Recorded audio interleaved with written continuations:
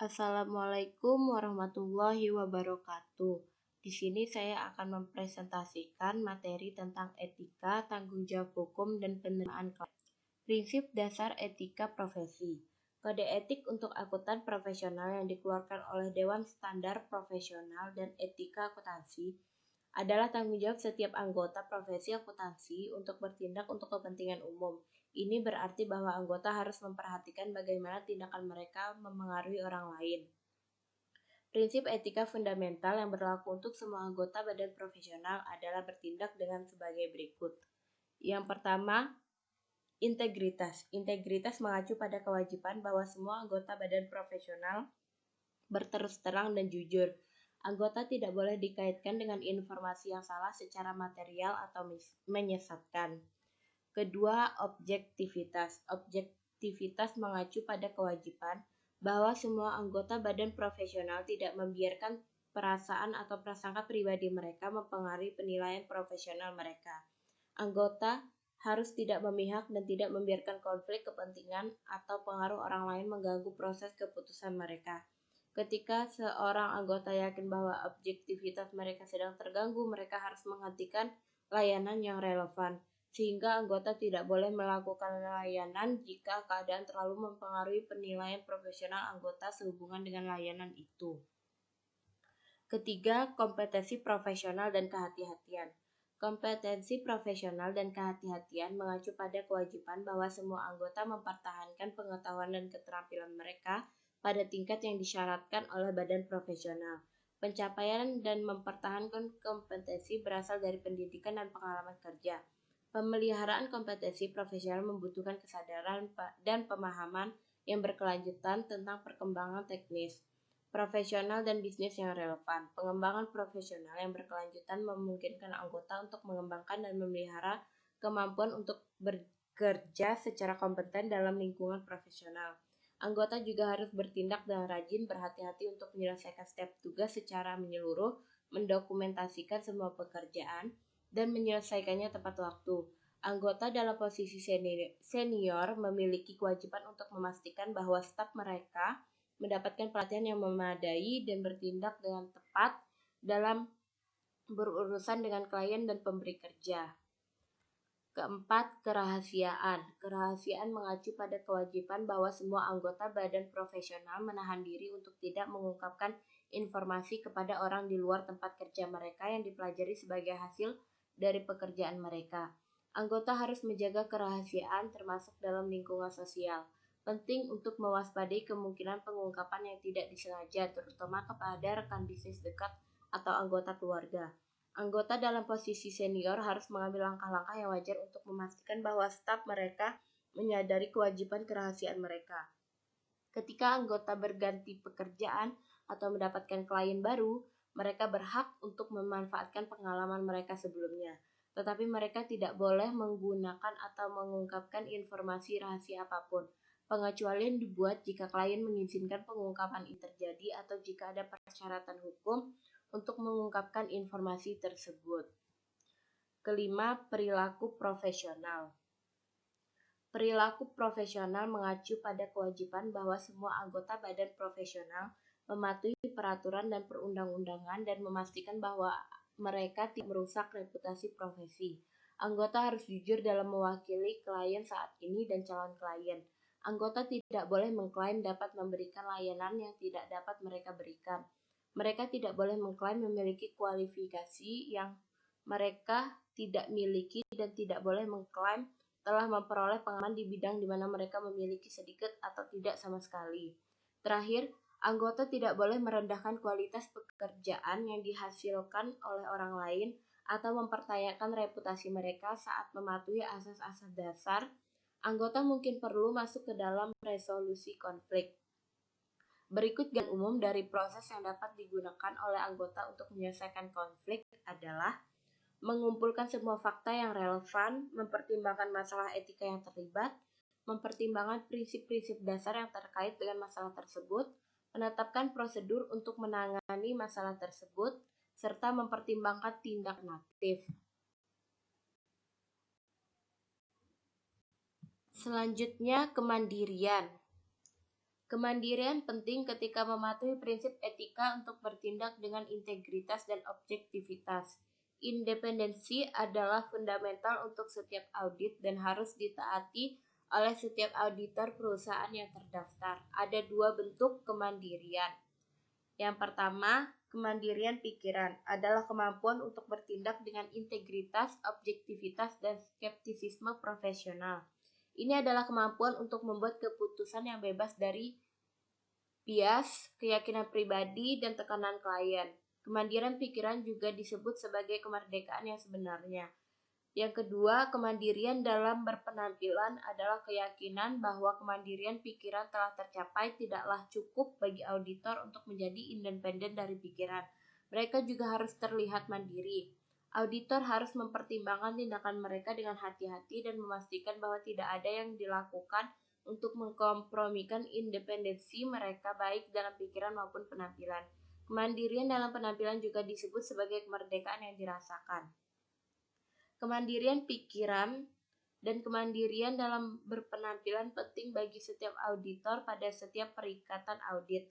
Tanggung jawab setiap auditor untuk mempertimbangkan potensi ancaman terhadap independensi mereka dan untuk mencari pengamanan yang sesuai untuk mengurangi ancaman tersebut sejauh mungkin.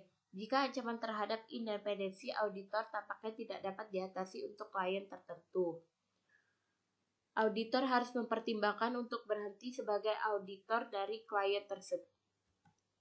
Ancaman terhadap kemandirian. Kode etik untuk akuntan profesional mengidentifikasi 5 ancaman utama, yaitu yang pertama, ancaman kepentingan pribadi. Ancaman kepentingan pribadi mengacu pada ancaman yang dapat terjadi ketika kantor akuntan atau stafnya memiliki kepentingan keuangan pada klien audit. Berikut contoh keadaan yang menciptakan ancaman kepentingan pribadi. Sebuah perusahaan yang memiliki ketergantungan yang tidak semestinya pada total biaya dari klien. Kedua, ancaman ulasan diri. Ancaman ulasan diri mengacu pada ancaman yang dapat terjadi ketika tim jaminan perlu membentuk opini tentang pekerjaan mereka sendiri atau pekerjaan yang dilakukan oleh orang lain di perusahaan mereka. Berikut contoh keadaan yang menciptakan ancaman ulasan diri. Suatu perusahaan yang telah menyiapkan data asli yang digunakan untuk menghasilkan catatan yang menjadi subjek perikatan asuransi. Ketiga, ancaman advokasi. Ancaman advokasi mengacu pada ancaman yang dapat terjadi ketika kantor akuntan atau staf asuransinya bertindak atau diyakini bertindak atas nama klien asuransinya. Dalam kasus seperti ini, objektivitas penyedia jaminan mungkin dipertanyakan. Contoh keadaan berikut yang menciptakan ancaman advokasi, yaitu perusahaan yang mempromosikan saham klien audit. Keempat, ancaman keakraban. Ancaman keakraban mengacu pada ancaman yang dapat terjadi ketika ada hubungan dekat atau berkembang antara perusahaan jaminan dan klien, atau antara anggota tim jaminan dan direktur atau karyawan klien.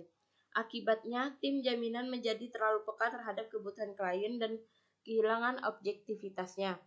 Berikut contoh keadaan yang menciptakan ancaman keakraban.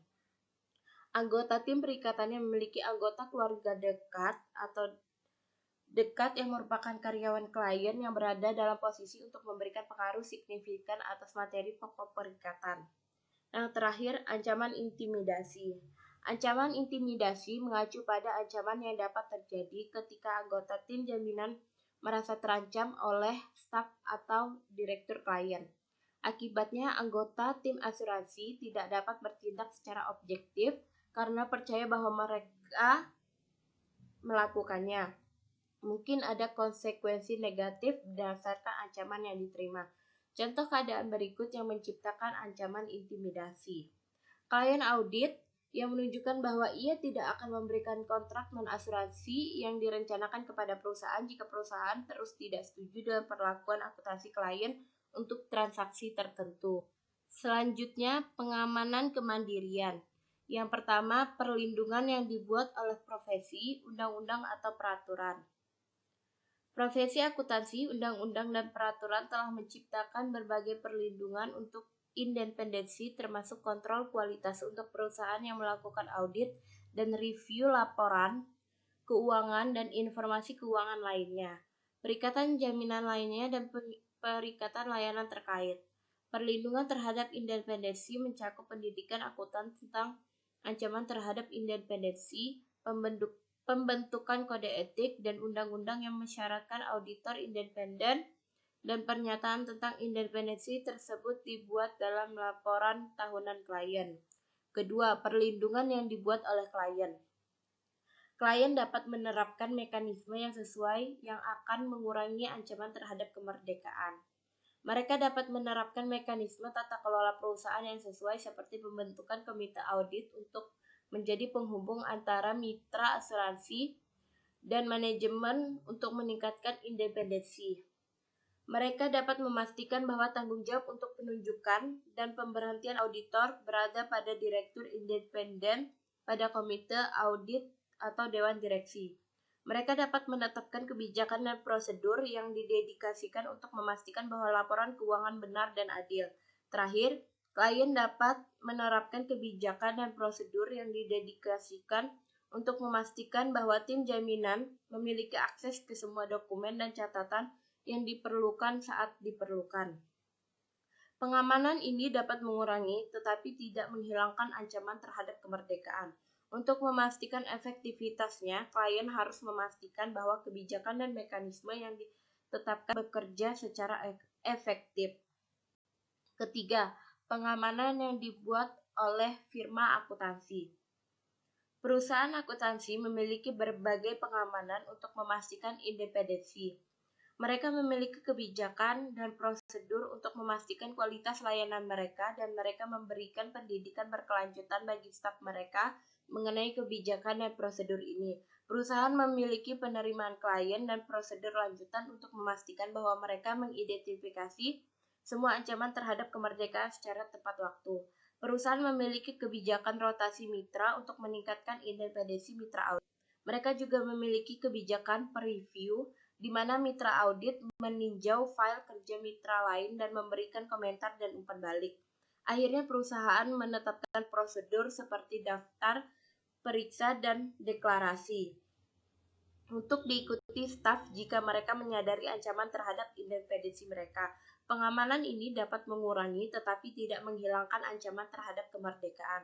Untuk memastikan efektivitas pengancaman ini, kantor akuntan harus memastikan bahwa kebijakan dan mekanisme yang ditetapkan bekerja secara efektif. Selanjutnya, hubungan auditor dengan orang lain. Auditor eksternal memiliki tanggung jawab untuk memberikan opini atas kebenaran dan kewajaran atau penyajian wajar dari laporan keuangan yang disediakan oleh kliennya. Dalam melaksanakan auditnya, auditor eksternal berhubungan dengan staf dan manajemen klien secara teratur. Grup utama yang akan dimiliki oleh auditor eksternal terkait secara profesional adalah pemegang saham klien sebagai grup, dewan direksi, komite audit, dan tim audit internal. Yang pertama, auditor dan pemegang saham. Laporan audit ditujukan kepada pemegang saham, kadang-kadang disebut sebagai anggota perusahaan yang diaudit. Artinya pemegang saham diakui sebagai penerima utama laporan keuangan dan laporan audit terlampir. Pemegang saham memiliki perusahaan. Jika perusahaan gagal, pemegang saham akan kehilangan sebagian besar jika tidak semua investasi mereka.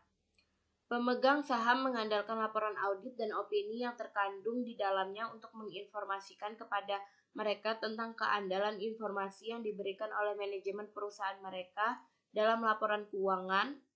Auditor tidak akan sering bertemu dengan pemegang saham yang mereka laporkan kecuali ketika mereka menghadiri rapat umum tahunan klien mereka. Pengecualian mencakup pemegang saham utama yang dapat ditemui oleh auditor dari waktu ke waktu, dan anggota dewan pemegang saham serta personel klien yang akan ditemui auditor selama proses audit mereka. Pemegang saham bertanggung jawab atas pengangkatan dan pemberhentian auditor perusahaan mereka. Dewan direksi atau komite audit akan memfasilitasi proses ini atas nama pemegang saham.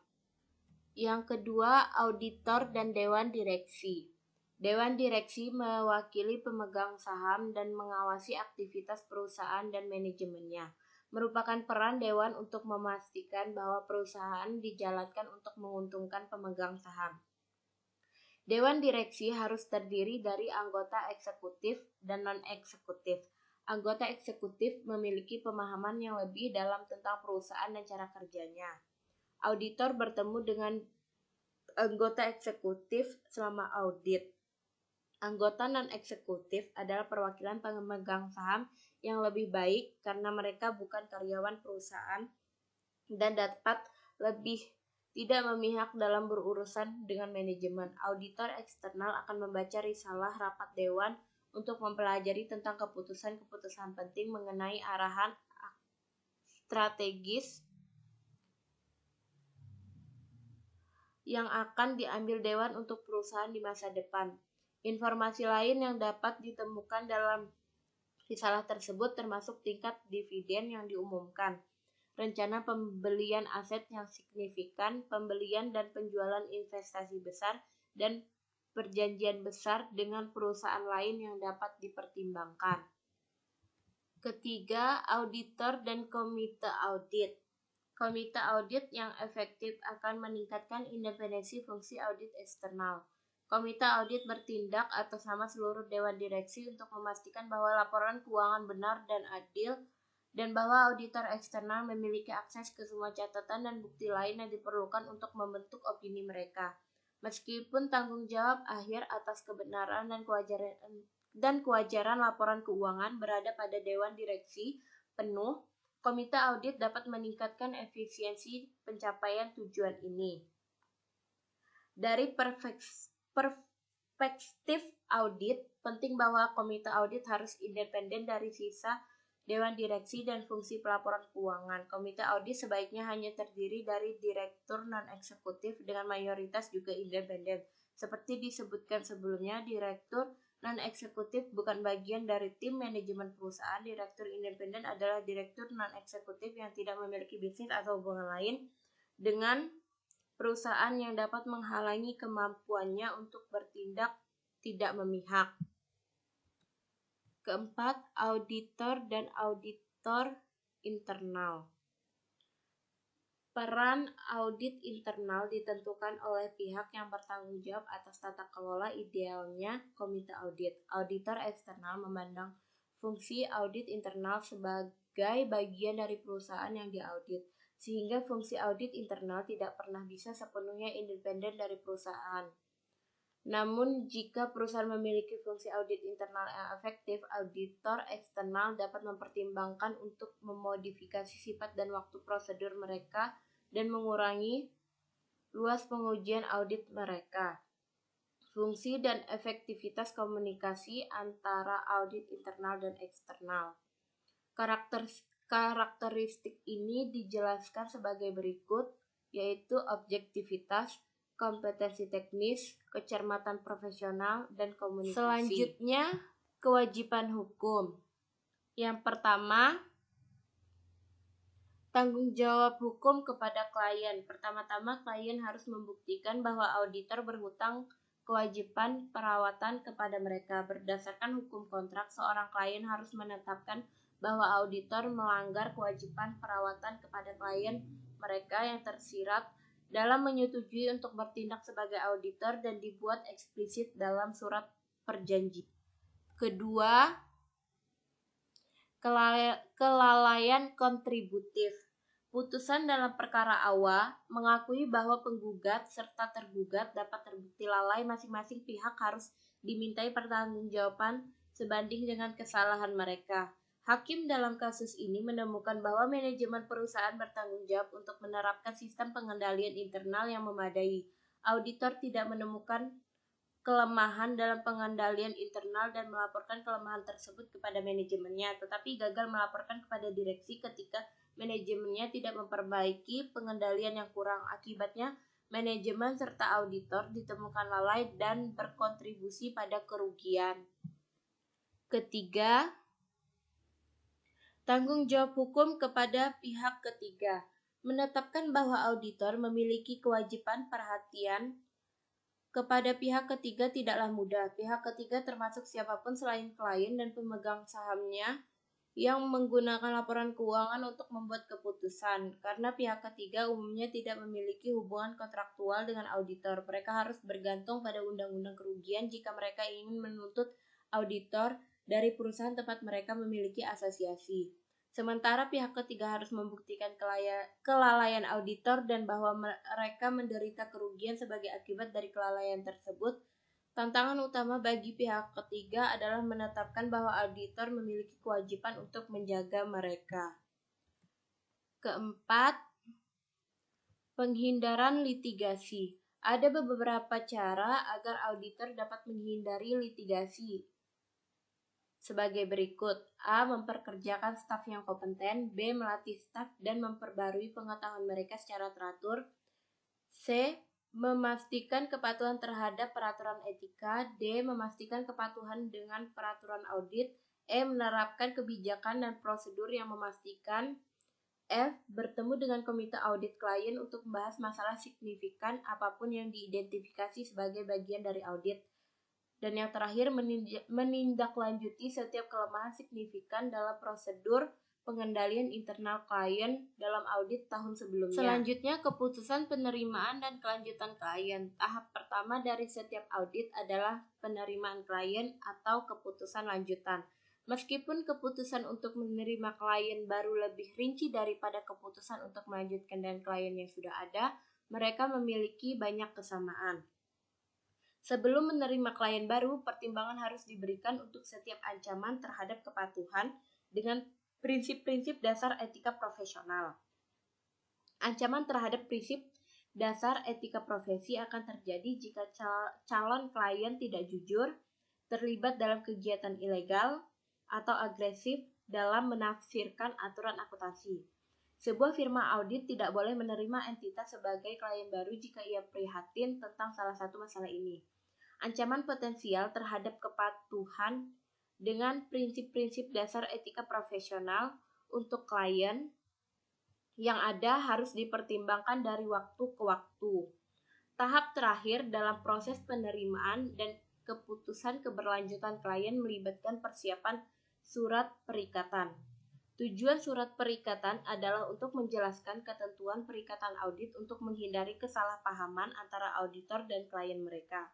Surat tersebut akan mengkonfirmasi kewajiban klien dan auditor sesuai dengan Corporation Act.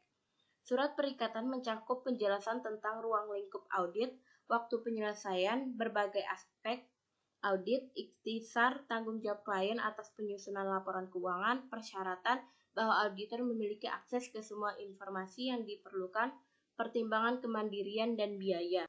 Mungkin cukup sekian dari saya. Jika ada salah kata mohon dimaafkan. Wassalamualaikum warahmatullahi wabarakatuh.